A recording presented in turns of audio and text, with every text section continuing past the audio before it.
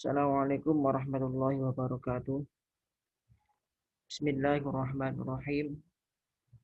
Alhamdulillahil qawiyil gharib. Al-waliyyid dhanib. Al-ba'ithil warisil manihis sarib. Alimil kaini wal ba'ini wal zaini wal zahib. Yusabbihuhul afiru wal ma'iru wal tali'u wal gharib. Wa yuwahiduhu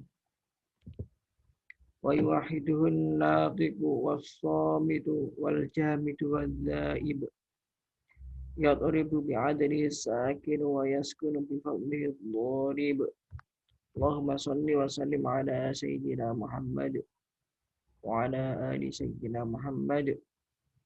Amma ba'd. Pemirsa yang dirahmati Allah, sebelum kita memulai materi kali ini, kita baca surat Al-Fatihah. Semoga apa yang kita pelajari dapat bermanfaat di dunia dan di akhirat. Al-Fatihah.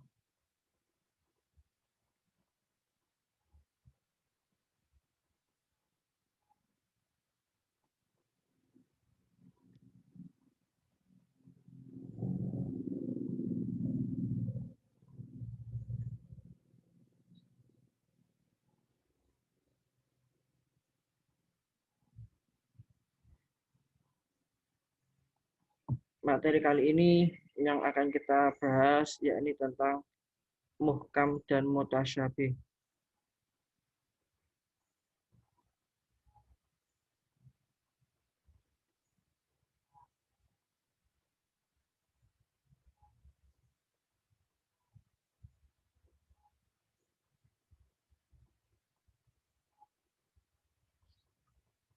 Apa itu yang dimaksud dengan muhkam? Kemudian apa itu yang dimaksud dengan mutasyabih dalam ilmu Al-Quran?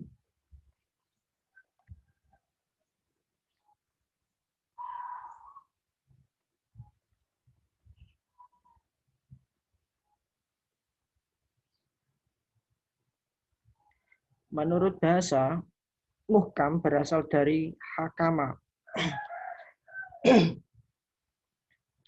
Menurut bahasa, muhkam berasal dari kata hakama, yang berarti sesuatu yang dikokohkan, jelas, fasih, dan membedakan antara yang hak dan batil. Subhi As-Shalih merangkum pendapat ulama dan menyimpulkan bahwa muhkam adalah ayat-ayat yang bermakna jelas. Ayat-ayat muhkam dalam Al-Quran. Kemudian mutasyabih. Mutasyabih itu menurut bahasa berasal dari kata syabaha, yakni bila salah satu dari dua hal serupa dengan yang lain. Syubah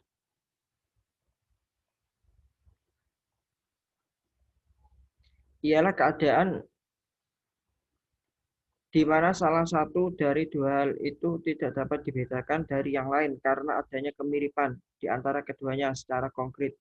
Jadi mutasyabih adalah ayat yang maknanya tidak jelas dan untuk memastikan pengertiannya tidak ditemukan dalil yang kuat. Kalau muhkam itu ayat yang maknanya jelas. Kalau mutasyabih kebalikannya. Ini pengertian secara istilah. Secara istilah banyak sekali pendapat ulama tentang pengertian muhkam dan mutasyabih. Salah satunya Imam Az-Zarqani, ada 7 definisi yang ia berikan. Namun Subhi As-Shalih merangkum pendapat ulama dan menyimpulkan bahwa muhkam adalah ayat-ayat yang bermakna jelas. Sedangkan mutasyabih adalah ayat yang bermaknanya tidak jelas. Dan untuk memastikan pengertian itu tidak ditemukan dalil yang kuat.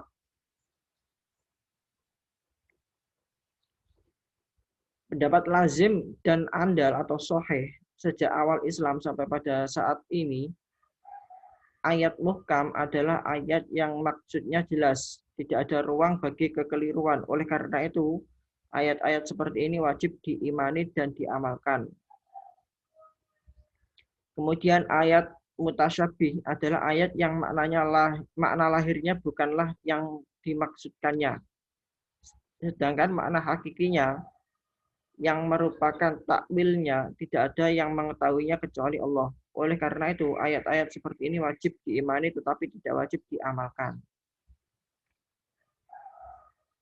Kalau muhkam itu wajib diimani dan diamalkan. Kalau mutasyabih wajib diimani tetapi tidak wajib diamalkan. Kriteria ayat-ayat muhkam dan mutasyabih. Mengutip pendapat Zamakhsyari yang berpendapat bahwa termasuk kriteria ayat-ayat muhkamat adalah apabila ayat tersebut berhubungan dengan hakikat atau kenyataan. Sedangkan ayat-ayat mutasyabihat adalah ayat-ayat yang menuntut penelitian atau tahqiqat.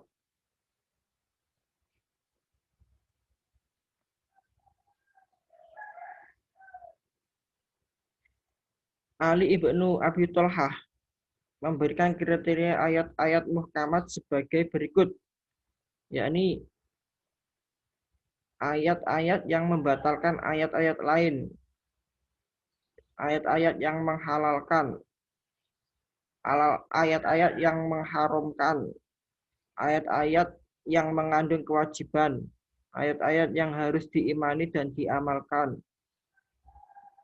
Sedangkan ayat-ayat mutasyabihah adalah ayat-ayat yang telah dibatalkan, ayat-ayat yang dipertukarkan antara yang dahulu dan yang kemudian. Ar-Raghib Al-Asfihani memberikan kriteria ayat-ayat mutasyabihat sebagai ayat atau lafal yang tidak diketahui hakikat maknanya, seperti tibanya hari kiamat. Ya kan, mutasyabihat itu kan yang maknanya masih belum diketahui. Tibanya hari kiamat itu kan kita juga nggak tahu.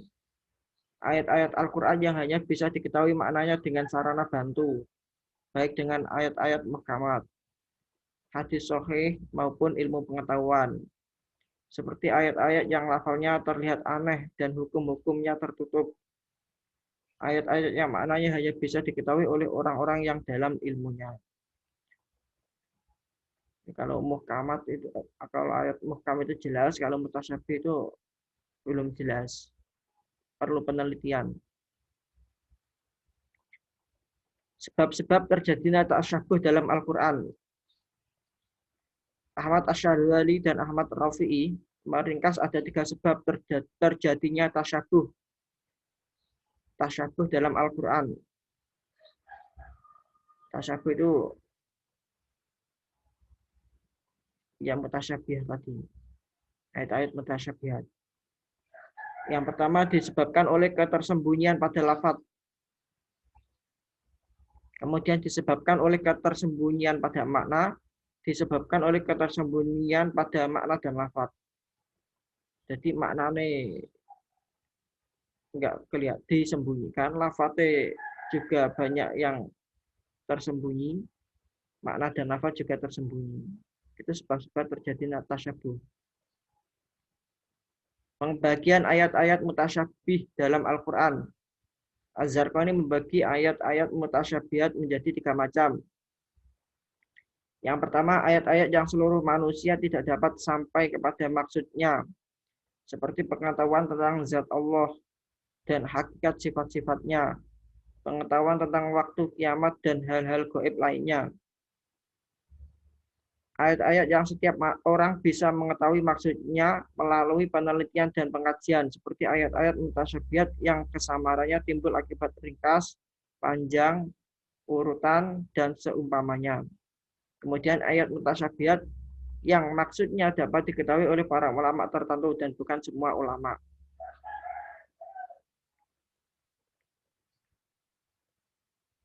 Sikap ulama menghadapi ayat mutasyabih.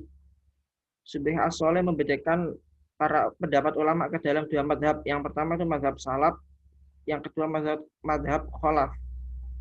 Madhab salaf, ulama-ulama terdahulu, yaitu orang yang mempercayai dan mengimani sifat-sifat mutasyabih itu dan menyerahkan hakikatnya kepada Allah sendiri.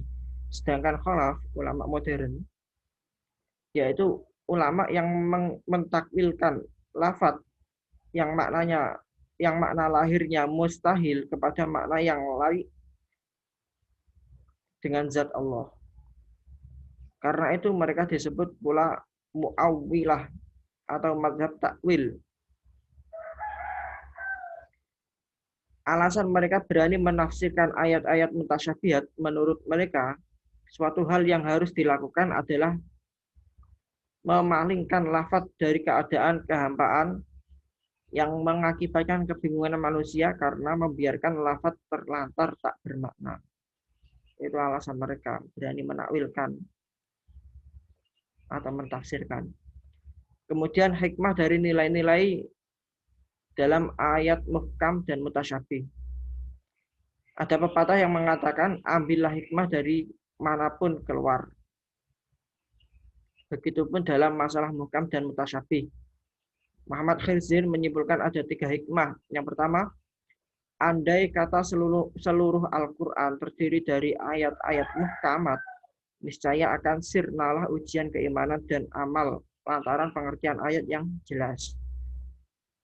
Yang kedua, seandainya seluruh ayat Al-Quran mutasyabihat, niscaya akan lenyaplah kedudukannya sebagai penjelas dan petunjuk bagi manusia, orang yang benar keimanannya, yakni yakin bahwa Al-Quran seluruhnya dari sisi Allah.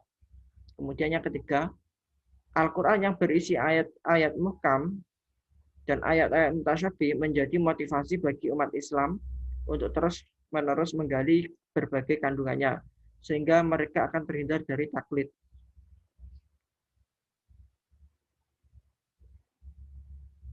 Kemudian kalau hikmah ini kita kaitkan dengan dunia pendidikan, setidaknya Allah telah mengajarkan ajaran muhkam dan mutasyabih kepada manusia agar kita mengakui adanya perbedaan karakter pada setiap individu sehingga kita harus menghargainya.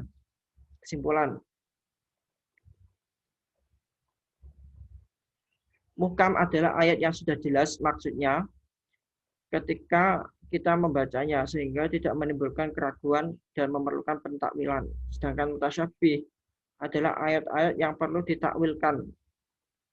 Dan setelah ditakwilkan baru kita dapat memahami tentang maksud ayat tersebut. Ayat-ayat mutasyabih adalah merupakan salah satu kajian dalam Al-Quran yang para ulama menilainya dengan alasan masing-masing menjadi 2 macam, yaitu pendapat ulama salaf dan pendapat ulama khalaf. Kita dapat mengatakan bahwa semua Al-Quran itu muhkam. Jika maksud muhkam adalah kuat dan kokoh, tetapi dapat pula mengatakan bahwa semua ayat itu adalah mutasyabih. Jika maksud mutasyabih itu adalah kesamaan ayat-ayat dalam hal balaghah dan i'jaznya.